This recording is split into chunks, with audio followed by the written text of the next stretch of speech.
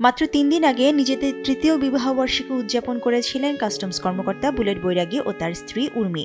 কিন্তু ভাগ্যের নির্মম পরিহাসে অকস্মাৎ জীবন হারাতে হলো এই কাস্টমস কর্মকর্তাকে।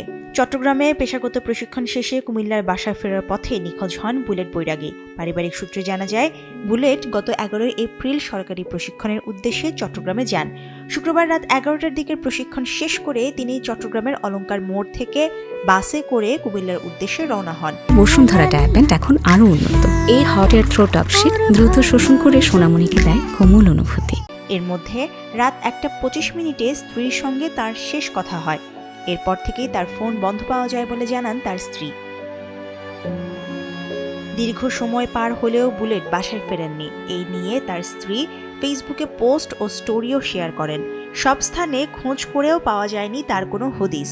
এরপর শনিবার সকালে বাবা সুশীল বৈরাগী কুমিল্লা কোতোয়ালি মডেল থানায় একটি সাধারণ ডায়েরি করেন।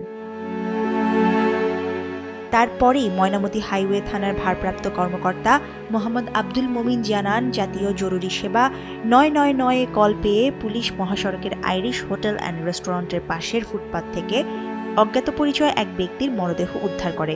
বুলেটের পরিবার দুপুরে গিয়ে তার মরদেহ শনাক্ত করেন।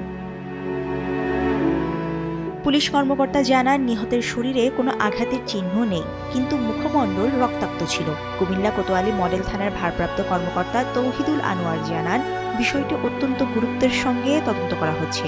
আইনি প্রক্রিয়া শেষে মৃত্যুর প্রকৃত কারণ সম্পর্কে নিশ্চিত হওয়া যাবে। Mushfika Nusrat, Daily Sun.